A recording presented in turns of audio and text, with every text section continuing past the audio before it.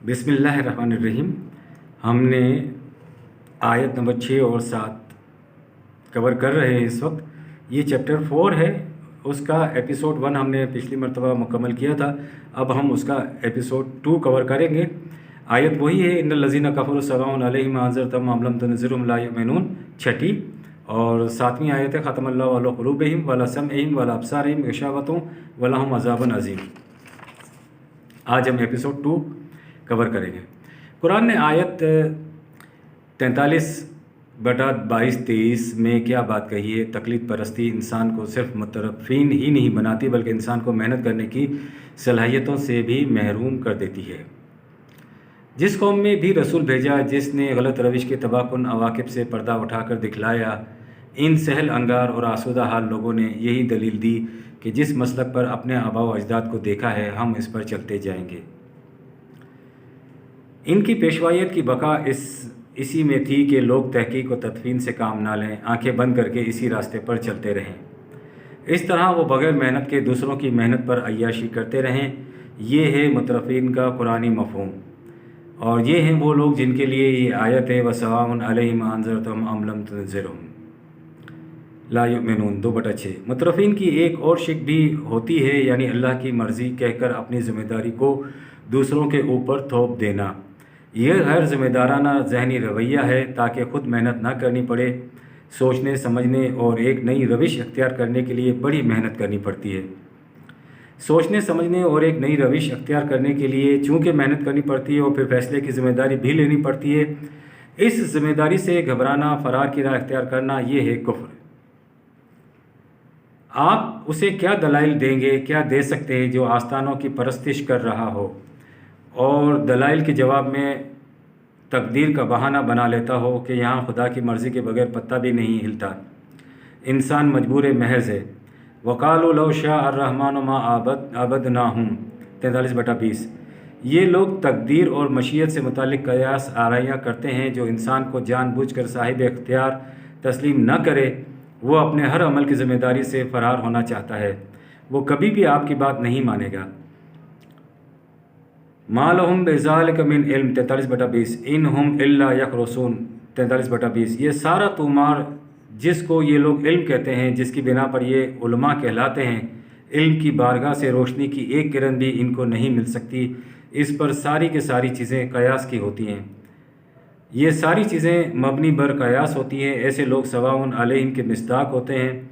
किस्सा इब्लीस व आदम की लिम भी ये है कि अपनी ज़िम्मेदारी दूसरों पर डाल दी जाए। आदम से भी एक लग़्ज़िश हुई और उसने कहा, रब्बना ज़लमना अनफुसना 7/23। बारे इलाह, मुझसे गलती हुई है, मैं अपनी गलत रविश की ज़िम्मेदारी कबूल करता हूँ। इंसान ने वसअत ज़र्फ़ का मुज़ाहरा किया और उसे बाज़ अफ़रीनी का मौका भी मिल गया। इब्लीस ने ऐसा क्यों किया? उसने ज़िम्मेदारी कबूल नहीं की, इसलिए अपनी गलती का एतराफ़ करने की बजाय ख़ुद को मजबूर महज़ तकदीर का पाबंद उसने समझा और ये कहा कि यह मशीयत का नौश्ता खुदाबंदी था, इसलिए मैं अपनी इस्लाह किस तरह कर सकता था। जो ज़िम्मेदारी कबूल ना करें उनके लिए है कि सवाउन अलैहिम, उनके सामने टकरें मारने से कुछ हासिल नहीं होगा। इस तरह से उनके सामने भी टकरें मारना ही है, जिनकी इंसानी ज़िंदगी का मकसद अपने लिए औलाद पैदा करना, फिर उसे उस औलाद के लिए इज़्ज़त की नौकरी करते हुए मर जाना, उनकी निगाह सिर्फ दुनियावी मफाद पर होती है। कुरान तो इंसानी ज़िंदगी को उसके आमाल से मुरतब करता है और उसका हर अमल उसकी ज़िंदगी की मुस्तकबिल की तामीर करता है, और जो मुस्तकबिल पर आखिरत पर यकीन ना रखे, वो इन सदाकतों को मानने से इनकार करता है। वल्लज़ीना कफ़रू 47/12। ये वो लोग हैं जो यतमत्तऊन व याकुलून कमा ताकुलुल अनआम 47/12। जिनकी ज़िंदगी का मकसद हयात वही हो जो हर हैवान का मकसद ज़िंदगी होता है, तो फिर इनके कार नुमायाँ ही ये होते हैं कि नौकरी की और मर गए। कुरान इनका अंजाम जहन्नुम वन्नारु मस्वल लहुम 47/12 बताता है। ये महज सवाउन अलैहिम की मिसदाक है। आखिरत का इनकार कर देने का मतलब ये क्यों होता है कि इंसान ने अपनी ज़ात का इनकार कर दिया है? मुस्तकबिल यानी आखिरत पर यकीन के मायने ये होते हैं कि ज़िंदगी यही तबई ज़िंदगी नहीं है, मरने के बाद भी ये ज़िंदगी आगे चलती है। जो चीज़ आगे चलती है, جسے وہ انسان کی ذات یا نفس یا خودی کہتے ہیں، خیر طبعی جسم تو منتشر ہو کر اس طبعی دنیا ہی میں ختم ہو جاتا ہے۔ جو مستقبل یا آخرت کا انکار کرے گا جو اس طبعی دنیا کے بعد آنے والی ہے، یہ کیسے ممکن ہے کہ وہ اس طبعی جسم کے بعد انسانی ذات کے منتشر نہ ہونے اور آگے چلنے پر ایمان رکھے، کیونکہ اس ذات کا مستقبل اور مستقل ٹھکانہ ہی آخرت ہوگا۔ لہٰذا یہ بھی کفر ہی ہے کہ انسان اپنی ذات کے ممکنات ہی سے انکار کر دے۔ ایسا کفر کرنے والے کو کیا راستہ دکھایا جا سکتا ہے؟ وَسَوَاءٌ عَلَيْهِمْ أَنذَرْتُمْ أَمْ لَمْ تُنذِرْهُمْ لَا يُؤْمِنُونَ۔ قرآن حکیم تو خدا پر ایمان لانے سے قبل انسانوں کو اپنی ذات پر ایمان لانے کی ترغیب دیتا ہے۔ جو انسان اپنی ذات پر ایمان نہیں لائے گا، اس کا مطلب ہے وہ مستقبل یا آخرت کا انکار کر رہا ہے، اور ایسے انسان کا مقصد حیات صرف اس طبعی زندگی کو اپنا منتہا و مقصود و مطلوب سمجھ لینا ہے۔ خدا پر ایمان لانے سے قبل ان تصورات کے برعکس تصورات پر ایمان لانا ضروری ہے، کیونکہ کائنات کی تخلیق کا مقصد انسانی اعمال کے ایک ایک ذرے کو انصاف کے ترازو میں تولنا ہے۔ قرآن حکیم نے کائنات کی تخلیق اور اس مقصد کو الحق کہا ہے۔ وَخَلَقَ اللَّهُ السَّمَاوَاتِ وَالْأَرْضَ بِالْحَقِّ 45/22۔ یہ سلسلہ کائنات ہم نے الحق پیدا کیا ہے۔ بالحق کے معنی ہی یہ ہوتے ہیں کہ وہ کسی مقصد کے ساتھ پیدا کیا ہے۔ وَلِتُجْزَىٰ كُلُّ نَفْسٍ بِمَا كَسَبَتْ وَهُمْ لَا يُظْلَمُونَ 45/22۔ اس سارے آسمان و زمین کی گردش کا منتہا یہی ہے کہ ہر شخص کو اس کے کام کا بدلہ مل جائے اور کسی پر کسی قسم کی کوئی زیادتی نہ ہو۔ یہ تو ہے زندگی کا بلند مقصد، یہ ہیں زندگی کے حقائق، اور اس کے مقابلے میں افرأیت من اتخذ الہہ 45/23۔ وہ لوگ جو اپنے ہی جذبات اور خواہشات کو خدا بنا لیتے ہیں، اس کا نتیجہ یہ ہوتا ہے کہ وَأَضَلَّهُ اللَّهُ عَلَىٰ علم 45/23۔ علم و بصیرت بھی رکھتے ہیں لیکن راہ راست پر نہیں آتے، گمراہی میں پڑ جاتے ہیں۔ یہ آج بھی بڑی بڑی قوموں کو دیکھیے، ایک طرف علم و بصیرت کی بارگاہ ہے کہ کہکشاں کے تارے ان کی گزرگاہ ہے، اور دوسری طرف زندگی کے حقائق ہیں کہ دنیا امن کے مقصد کو حاصل کرنے کے لیے رات دن کوشاں ہیں، لیکن مقصد ہے کہ شرمندہ تعبیر ہونے تک کا نام نہیں لیتا۔ ایسا کیوں ہے؟ وہ کون سی مجبوریاں ہیں؟ من اتخذ الہہ ہواہ 45/23۔ وجہ یہ ہے کہ ہر ایک نے اپنے اپنے مفاد کو اپنا معبود بنا رکھا ہے۔ علم کے باوجود اندھے اس لیے ہو رہے ہیں کہ انہوں نے اپنے سوا ہر قوم کی آزادیوں کو سلب کر رکھا ہے۔ اللہ نے فرد کو جو آزادی اور اختیار کا شمع دیا ہے اس کا لحاظ نہیں رکھتے، کیونکہ یہ وہ لوگ ہیں جو وَقَالُوا مَا هِيَ إِلَّا حَيَاتُنَا الدُّنْيَا نَمُوتُ وَنَحْيَا وَمَا يُهْلِكُنَا إِلَّا الدَّهْرُ 45/24۔ کہتے یہ ہے کہ زندگی بس یہی زندگی ہے، اور زندگی کا اختتام موت پر ہو جاتا ہے، آگے کچھ نہیں ہے۔ وَمَا لَهُمْ بِذَلِكَ مِنْ عِلْمٍ 45/24۔ یہ لوگ کبھی علم کی بارگاہ سے بھی دریافت کریں شاید، تو ان علم کی بارگاہ اس کی تصدیق نہیں کر سکتی کہ زندگی ختم ہونے والی ہے اور آگے بڑھنے والی نہیں ہے۔ اِنْهُمْ إِلَّا يَظُنُّونَ 45/24۔ یہ قیاس آرائیاں ہیں، یہ علم نہیں ہے۔ یہ لوگ کفر کرتے ہیں، عقائد سے انکار کرتے ہیں، عقائد سامنے آ جائیں تو اسے چھپاتے ہیں۔ ایسے لوگوں کے سامنے آپ دن بھر حقائق پیش کرتے جائیں، وہ انہیں تسلیم نہیں کریں گے۔ وَسَوَاءٌ عَلَيْهِمْ أَنذَرْتُمْ أَمْ لَمْ تُنذِرْهُمْ لَا يُؤْمِنُونَ۔ اگر کسی چیز کا کسی کو پوری طرح علم نہیں ہے تو وہ اسے اس کے انکار پر معذور سمجھا جائے گا۔ یہ انکار کفر نہیں کہلاتا۔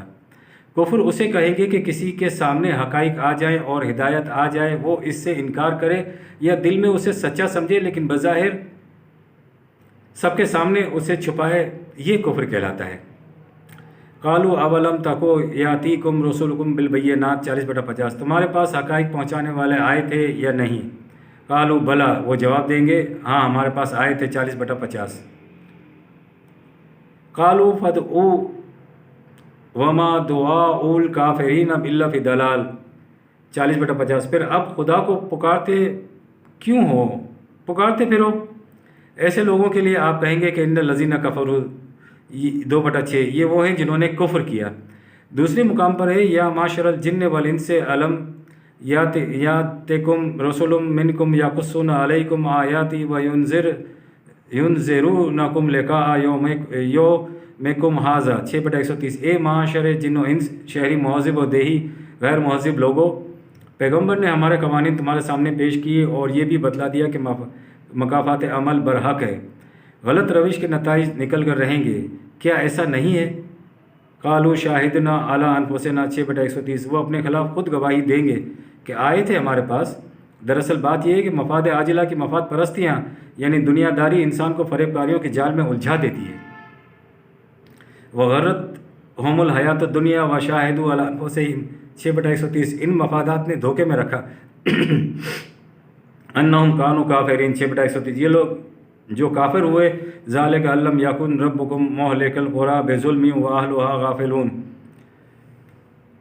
6/131، خدا محض دھاندلی سے ہی ان کو تباہ نہیں کرتا رہتا ہے، یہ ہو ہی نہیں سکتا کہ ان کے سامنے یہ چیزیں نہ آ چکی ہوں، کیونکہ قوموں کی موت اور حیات اور تباہی اور سرفرازی کے غیر متبدل اصول قرآن مجید میں تفصیل سے بیان کر دیے گئے ہیں۔ وَلَقَدْ مَكَّنَّاهُمْ فِي مَا إِن مَكَّنَّاهُمْ فِيهِ 46/26، اے مخاطبین، جو اقتدار اقوام سابقہ کو حاصل تھا وہ تمہیں بھی حاصل نہیں ہے۔ وَجَعَلْنَا لَهُمْ سَمْعًا وَأَبْصَارًا وَأَفْئِدَةً 46/26، ان کی صلاحیتیں بیدار ہو چکی تھیں، عقل و ہوش سے کام لینا جانتے تھے۔ فَمَا أَغْنَىٰ عَنْهُمْ سَمْعُهُمْ وَلَا أَبْصَارُهُمْ وَلَا أَفْئِدَتُهُمْ مِنْ شَيْءٍ إِذْ كَانُوا يَجْحَدُونَ بِآيَاتِ اللَّهِ 46/20، یہ سمع اور فواد اور علم کے ذرائع ان کے کچھ کام نہ آ سکے، کیونکہ انہوں نے قوانین خداوندی کی تکذیب اور مخالفت کی۔ ان الذین کفروا 2/6، جو لوگ یہ کرتے ہیں اس کے بعد ان کے لیے برابر ہے کہ تو ان کی زندگی کی خطرناک گھاٹیوں سے آگاہ کرے یا نہ کرے، لا یؤمنون 2/6، وہ ایمان نہیں لائیں گے۔ قرآن حقائق کو سمجھنے سے پہلے سزا اور جزا کا قرآنی تصور سمجھنا نہایت ضروری ہے۔ ہم سزا کا تصور یہ سمجھتے ہیں کہ کسی پر خارج سے کوئی چیز عائد کی جائے۔ ایک شخص کو عدم علم کی وجہ سے کچھ نقصان پہنچ جائے تو یہ اس کی جہالت کا فطری نتیجہ ہوتا ہے۔ ایک شخص جج بننے کے لیے جس تعلیم کی ضرورت ہے وہ اس پر پورا نہیں اترتا تو وہ اس منزل پر پہنچنے والوں سے پیچھے رک جائے گا۔ یہ وہ سزا نہیں ہے جو اسے خارج سے ملی ہو۔ قرآن کریم کی روح سے زندگی آگے چلتی ہے، انسان کی ذات کی نشوونما ہوتی ہے۔ جو نشوونما یافتہ ذات اس معیار پر پوری اترتی ہے وہ آگے بڑھ جاتی ہے، اور جو معیار کے مطابق نہیں ہوتی وہ آگے نہیں بڑھ سکتی، وہ اس مرحلے پر رک جاتی ہے۔ یہ ایک چیز کا فطری نتیجہ ہے۔ قرآن حکیم کے نزدیک ہر وہ شخص جو انسان کی شکل رکھتا ہو انسان نہیں ہوتا۔ قرآن حکیم کے مطابق انسانوں میں شمار اسی کا ہوگا جو انسانیت کے معیار پر پورا اترے گا۔ پیدائشی طور پر نہ کوئی مسلمان ہوتا ہے اور نہ کافر ہوتا ہے۔ قدرت تو صرف آدمی پیدا کرتی ہے، مومن پیدا نہیں کرتی۔ انسان تو اسے خود بننا پڑتا ہے۔ سوال تو ان لوگوں کا ہے جن تک زندگی کے حقائق پہنچ چکے ہیں۔ جو قدیم قبائل ہیں یا ابتدائی غاروں کی ایسی زندگی بسر کر رہے ہیں، وہ علم و ہوش کی سطح پر آئے ہی نہیں ہیں، ان تک پیغام پہنچا ہی نہیں ہے، تو پھر انہیں جہنم کی سزا کیوں ملے گی؟ قرآن انہیں جزا و سزا سے مرفوع القلم سمجھتا ہے، کیونکہ یہ انسانوں کی سطح پر آئے ہی نہیں ہیں۔ یہاں پر الذین کفروا کے تصور کو ذہن میں رکھیں۔ انسان وہ جو شعور خیش یعنی شعور ذات کی سطح پر آ گیا ہو، اسے علم، عقل اور بصیرت سے کام لینا آ گیا ہو۔ ہمارے پاس تو جہنم کی زندگی کے مستجب ہونے کے خلاف کوئی بہانہ اس لیے نہیں ہے کہ آج علم کے ذرائع فضا کے اندر منتشر ہو کر نشر ہو رہے ہیں، اس سے تو ہماری ذمہ داری اور بھی بڑھ گئی ہے۔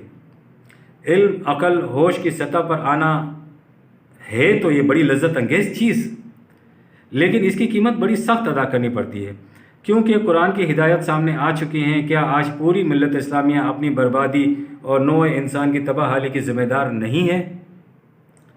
ہم کب اس خود فریبی سے نکلیں گے؟ یا ایھا الذین آمنوا اتقوا اللہ ولتنظر نفس ما قدمت لغد 59/18، اوروں کی باتیں نہ کیا کرو، یہ دیکھو کہ تم نے کل کے لیے کیا بھیجا ہے۔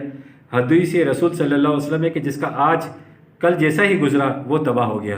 ربنا تقبل منا انک انت السمیع العلیم۔